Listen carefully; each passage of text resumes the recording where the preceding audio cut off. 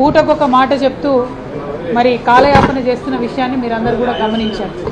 మరి పూటకొక మాట చెప్తున్నటువంటి సందర్భంలో మూసీ పరివాహక ప్రాంతంలో ఉన్నటువంటి పేరు వల్ల ఇళ్ల మీద పడి ప్రభుత్వం చేసినటువంటి విధ్వంసాన్ని కూడా తెలంగాణ ప్రజలందరూ కూడా చాలా బాధతోని చాలా ఆవేదనతోని చూసి గమనించడం జరిగింది.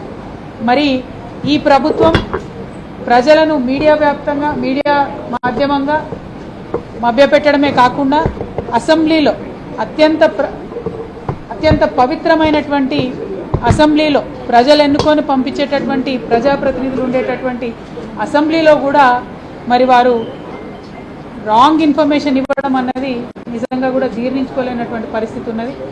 బయట మాట్లాడితే రాహుల్ గాంధీ గారి దగ్గర నుంచి, సోనియా గాంధీ గారి దగ్గర నుంచి, ప్రియాంక గాంధీ గారి దగ్గర నుంచి మరి భారత రాజ్యాంగాన్ని పట్టుకొని తిరుగుతూ ఉంటారు.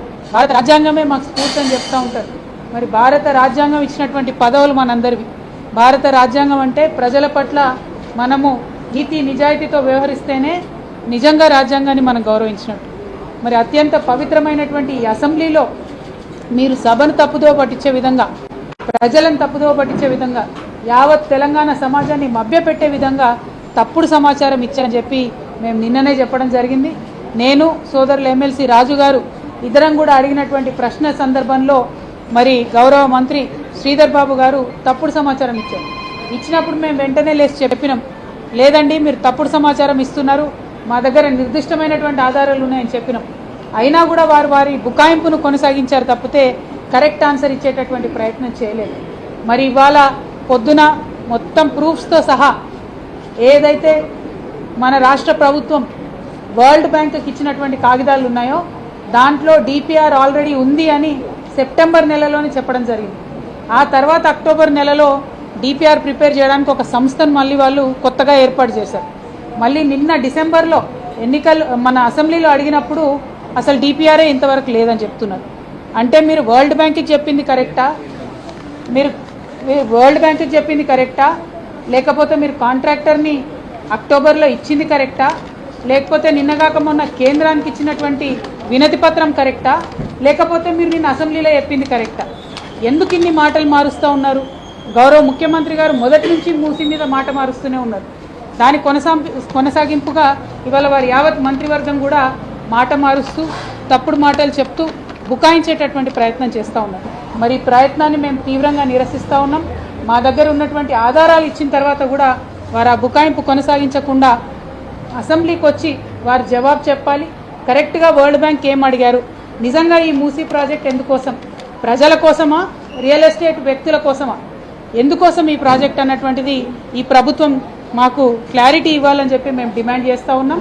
మరి వారు వచ్చి క్లారిటీ ఇవ్వడానికి ప్రతిపక్షంగా ప్రజాస్వామ్యంలో మాకు ఇచ్చినటువంటి హక్కు ప్రివిలేజ్ మోషన్ అని ఉంటుంది, సభా హక్కుల నోటీసు, దాన్ని మేము ప్రభుత్వం మీద ఇవాళ ఇవ్వడం జరిగింది. బీఆర్ఎస్ పార్టీ ఎల్పీ తరఫున మేము ఇవాళ నోటీస్ ఇవ్వడం జరిగింది. ఆ నోటీస్కి స్పందించి ప్రభుత్వం వచ్చి జవాబు చెప్తుందని, ఇప్పటికైనా నిజాలు చెప్తుందని చెప్పి మేము ఆశిస్తూ ఉన్నాం.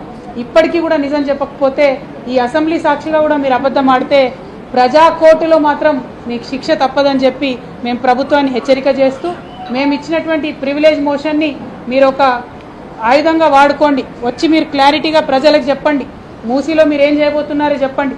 మీ ఇంటెన్షన్ క్లియర్ అయితే మీరు ఏం చేయబోతున్నారో చెప్పండి.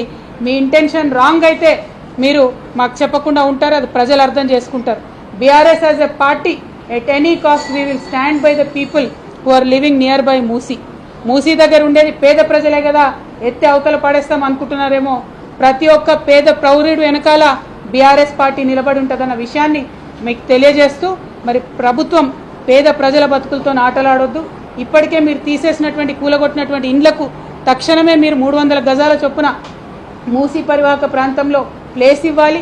వారు మరి ఈఎంఐలు కట్టుకోలేని పరిస్థితిలో ఉన్నారు, వారి ఈఎంఐలకు సంబంధించి ప్రభుత్వం బాధ్యత తీసుకోవాలని చెప్పి డిమాండ్ చేస్తూ, మరి ఇట్లాంటి పేద ప్రజల వ్యతిరేకమైనటువంటి ప్రయత్నాన్ని విరమించుకొని ప్రివిలేజ్ మోషన్కి రెస్పాండ్ అయి తక్షణమే అసెంబ్లీలో వైట్ పేపర్ పెట్టాలి, టోటల్ మూసీ ప్రాజెక్టులో క్లారిటీ ఇవ్వాలని చెప్పి ప్రభుత్వాన్ని డిమాండ్ చేస్తూ ఉన్నాం. జై తెలంగాణ. జై తెలంగాణ.